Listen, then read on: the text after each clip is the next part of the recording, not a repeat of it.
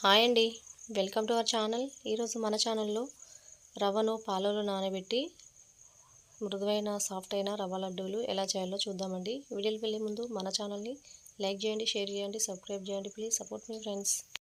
ఇప్పుడు ఒక mixing bowl తీసుకొని అందులోకి 2 కప్పుల వరకు బొంబాయి రవ్వ వేసుకోవాలి. సూజీ రవ్వ, మనం ఏ కప్పుతో అయితే రవ్వ తీసుకున్నామో అదే కప్పుతోటి 2 కప్పుల వరకు కాచి చల్లార్చిన పాలు లేదా పచ్చి పాలనైనా వేసుకోవచ్చు. ఇలా రవ్వ పాలు అనేది బాగా కలిసేటట్టు ఒకసారి అంతా బాగా కలుపుకోవాలి.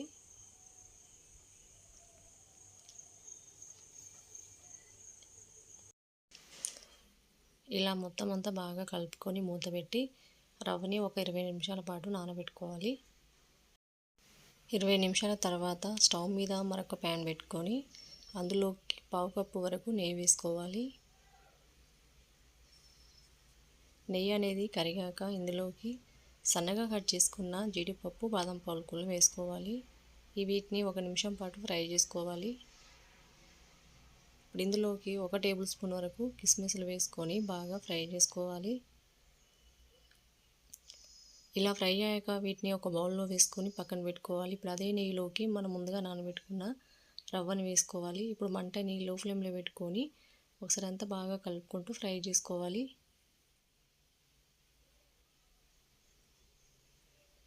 ఎక్కడ ఉండలనేవి లేకుండా గరిటెతోటి ఇలా స్మాష్ చేసుకుంటూ బాగా ఫ్రై చేసుకోవాలి. వీడియోలో చూపిస్తున్న విధంగా ఇలా గరిటెతోటి స్మాష్ చేసుకుంటూ ఎక్కడ ఉండాలనేవి లేకుండా బాగా ఫ్రై చేసుకోవాలి. ఈ రవ్వ ఫ్రై అవ్వడానికి 10 నుంచి 12 నిమిషాల టైం అయితే పడుతుందండి. ఫైనల్గా రవ్వ అనేది ఇలా మంచిగా ఫ్రై అయ్యాక ఇప్పుడు స్టవ్ ఆఫ్ చేసుకొని పక్కన పెట్టుకోవాలి. ఇప్పుడు ఒక మిక్సీ జార్ తీసుకొని అందులోకి మనం 2 కప్పుల రవ్వకి 1 కప్పు షుగర్ వేసుకోవాలి. మంచి ఫ్లేవర్ కోసం ఒక 3 యాలకులు వేసుకోవాలి. ఇప్పుడు మూత పెట్టి మెత్తగా గ్రైండ్ చేసుకోవాలి. షుగర్ని ఇలా గ్రైండ్ చేసుకున్నాక మనం ముందుగా ఫ్రై చేసుకున్న రవ్వని మళ్ళీ ఒకసారి అంతా బాగా కలుపుకోవాలి. రవ్వ అనేది కొంచెం గోరువెచ్చగా ఉండేటట్టు చూసుకోవాలి. ఈ షుగర్ పొడిని ఇందులోకి వేసుకొని ఒకసారి అంతా కలిసేటట్టు బాగా కలుపుకోవాలి.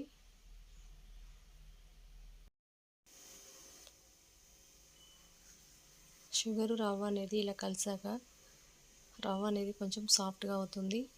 ఇప్పుడు ఇందులోకి మనం ముందుగా వేయించుకున్న డ్రై ఫ్రూట్స్ వేసుకొని ఇవన్నీ కలిసేటట్టు ఒకసారి బాగా కలుపుకోవాలి. ఇలా అంతా కలిసేటట్టు కలుపుకొని కొంచెం కొంచెం రవ్వను తీసుకొని మనకు నచ్చిన సైజుల్లో ఇలా లడ్డూలాగా చేసుకోవాలి.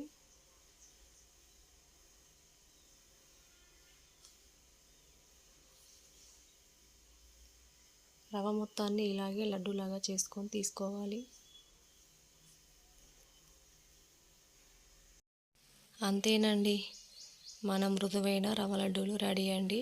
రవ్వను పాలలో నానబెట్టి ఇలా చేశారంటే డిఫరెంట్ టేస్ట్ తోటి చాలా బాగుంటాయి. వీటిని ఒక డబ్బాలో వేసుకున్నారంటే 10 డేస్ వరకు నిల్వ ఉంటాయి. నోట్లో ఇలా వేసుకుంటే అలా కరిగిపోతాయి, అంత బాగుంటాయి. మృదువైన సాఫ్ట్ రవ్వ లడ్డూల రెసిపీ మీకు నచ్చినట్లయితే లైక్ చేయండి, షేర్ చేయండి, సబ్స్క్రైబ్ చేయండి. Please support me friends. Thanks for watching.